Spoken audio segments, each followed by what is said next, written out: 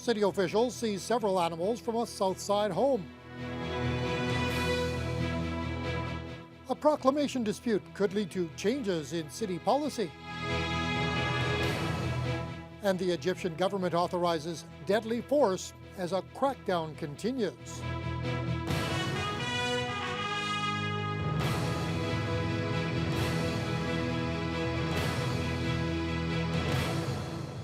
Good evening and thank you for being with us. On the heels of a decision by City Council to reject a new bylaw that restricts the number of pets a homeowner can have, Humane Society officials were called to a Southside home today to deal with another animal hoarding incident. Both police and animal services were there to help remove a dozen cats and 2 dogs from a D Street residence earlier today. The dogs and 7 cats were then later sent to the Humane Society to be looked after. Supervisor of Animal Services Jody Conrad confirms the other 5 cats were taken to a veterinary clinic and will likely have to be put down. The homeowner, who did not want to be identified, says the animals were strays that were living in a van on his property. Humane Society Executive Director Glenn Wilson says the situation on Dease is far from over. I just got off the phone with the city and they fear there could be 20 or 30 more cats there. So first order of business when our agent gets back into town here is to assess the situation and go over to the home. Wilson says the incidence of hoarding pets seems to be more and more of an issue. Today's additions have raised the number of cats at the Humane Society shelter to 120. Mayor Keith Hobbs was under fire last night over a denied request to proclaim September as Childhood Cancer Awareness Month. A request by a group in Sudbury for the proclamation was denied by the clerk's office and came as a shock to the mayor, who issued his own response. But that response wasn't quick enough to stop the many angry text messages and comments on social media. Dennis Ward has more. And I harken back to 2010 when we proclaimed the day as National Honeybee Day. So give me a break. Mayor Keith Hobbs feels it might be time to review a nearly 30-year-old policy, giving the clerk's office decisions over proclamations.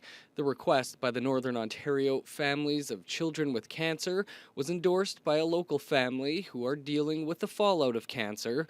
The family then called on people to email the mayor to reconsider, and many did.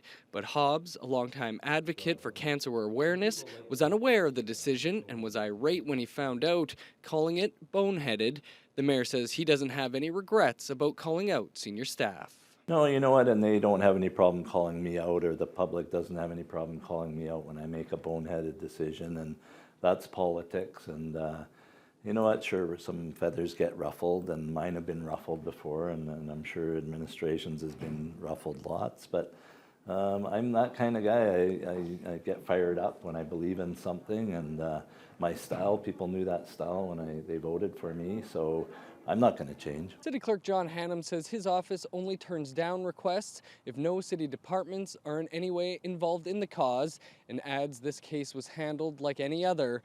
Hannum understands the sensitivity around the issue, but isn't sure the matter was handled properly. You know, the way social media unfolds, it tends to sometimes draw out emotions, I guess, and get an emotional response to an issue, and I'm not sure that always helps in making an effective decision on matters. The local family who made the first Facebook post have apologized to the mayor and say they are amazed at how it spiraled out of control. Late this afternoon, the city clerk reversed the earlier decision, saying the matter is clearly in the public's interest. Dennis Ward, TBT News. Mayor Hobbs was also kept busy today meeting with representatives from the Great Lakes and St. Lawrence Cities Initiative. Hobbs was voted in as chair of that organization back in June. He met with the executive director, David Ulrich, to discuss issues facing Great Lakes communities, which include the storage of nuclear waste.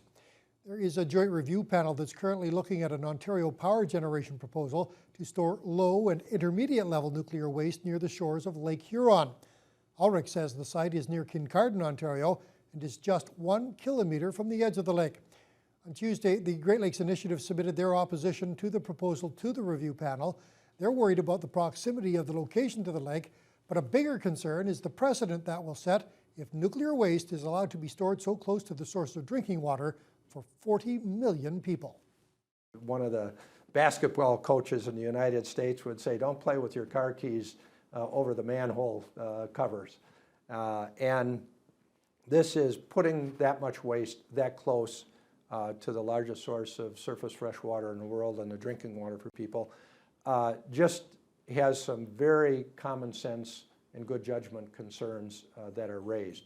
I know Thunder Bay has been declared a nuclear-free zone, but if people realized just the hospital alone, nuclear medicine, and you know, everything that goes east and west through Thunder Bay, rail, by truck, people would be alarmed, I think, and you know, that's something that we need to get a handle on as well. But I think there's a lot more suitable places to put that waste.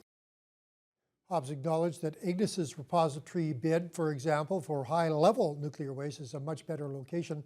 Now, in addition, Ulrich and Hobbs also discussed concerns about water levels across the Great Lakes, as well as how to grow the organization. Every year, many people walk, run, or cycle across Canada to raise money and awareness. And for years, some have believed there should be a place in Thunder Bay to honor those treks.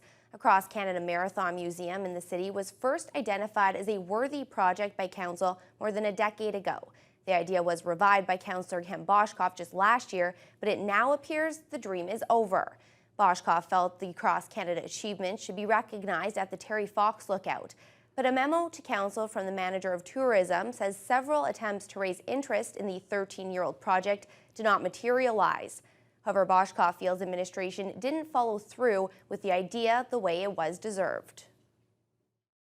I can understand city administration not wanting to get involved and carry this forward, but I would have expected more, but I understand that there isn't interest, so I guess that's it for Across Canada kiosk at Terry Fox. The Tourism Division believes that no further effort on the Cross Canada Museum is warranted and don't plan to look into it any further. As we first told you yesterday on the NewsHour, the final round of flood relief checks are being mailed to Thunder Bay residents this week. And it appears the Disaster Relief Committee was successful in getting more money from the province for the effort. When the first checks were mailed out in April and May, it was revealed the payouts would total about $1.8 million. Local residents had fundraised $1.5 million, which meant the province would only be kicking in about $300,000.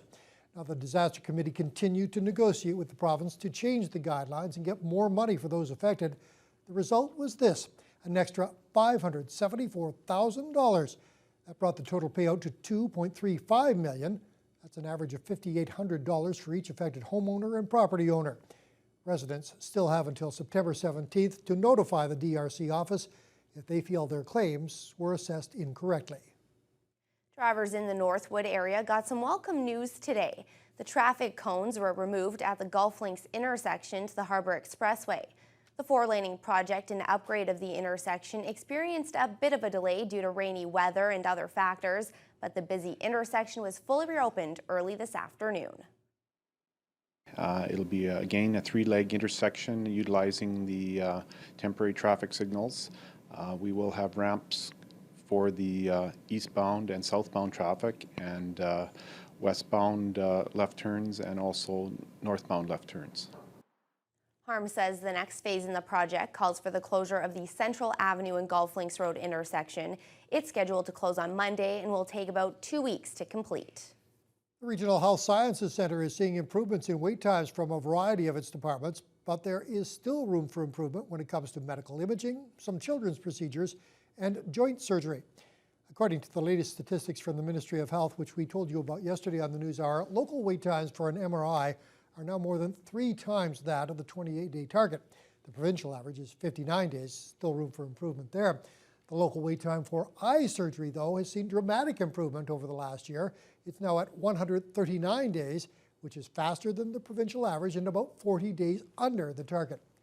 Children's ear, nose, and throat procedures are 24 days over the provincial average, which sits at 136 days. Now, currently, the hospital has 6 to 9% no-show rates when it comes to medical imaging, and the Vice President of Patient Services says they're looking at ways to improve that. Always calling to patients to remind them that they have an appointment, for example, versus just the letter they receive in the mail. So we're doing some things there. In addition, around total joints, although we have about 600 total joints that are done annually, we're still seeing that with our aging population demographic, there's an opportunity for more funding that would actually enable us to do more total joints. Provincial statistics show that wait times in hospitals right across the province have been showing improved results. Ontario Provincial Police have now issued a caution over a telephone scam that is making the rounds. Under the scam, the recipient is told they have won a trip being offered by a local business, but must provide their credit card information in order to secure the prize. They're advising that before you give out any financial information over the phone, you ask for a callback number, request time to think about the offer, or just hang up. Thunder Bay's Halfway Motors is a half-century old. The local car dealership is celebrating its 50th anniversary this week. Halfway Motors Nissan marked its 5 decades in service in Thunder Bay with a gathering of local dignitaries and community partners last evening. The event was held to commemorate the achievement of being in business for that long, and Halfway Motors President John Trevisanuto attributes the success of the company to the residents of Thunder Bay. I have to tell you that Thunder Bay's been an awesome community to work in. They've been very good to our family and very supportive of our dealership, and we're just pleased to be able to continue the tradition. Now, according to the staff at Halfway, the business continues to grow, and they're confident there will be another celebration in another 50 years. There's always something fun happening at Marina Park during the summer, and as one weekly event wrapped up last night for the year, another one is hot on its trail, ready to start tomorrow night. Courtney Rutherford has the details.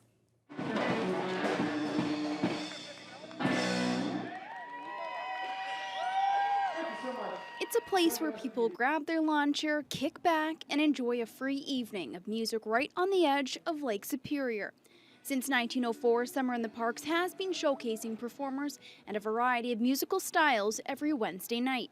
With a couple thousand people in attendance weekly, there's a reason why it's stuck around for so many years. The people that are attending are also being exposed to new music, new artisans, new community groups, new art forms with some of our independent entertainers and everything else. So it really is a great place for people to start to learn more about culture in Thunder Bay.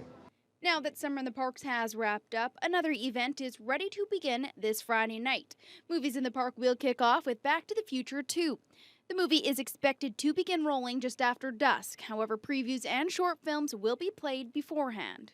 It's really a great way to utilize Marina Park, Prince Arthur's Landing.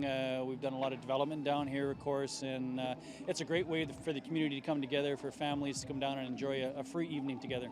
Now, if the warm weather continues, it should be a great evening for a night in the park.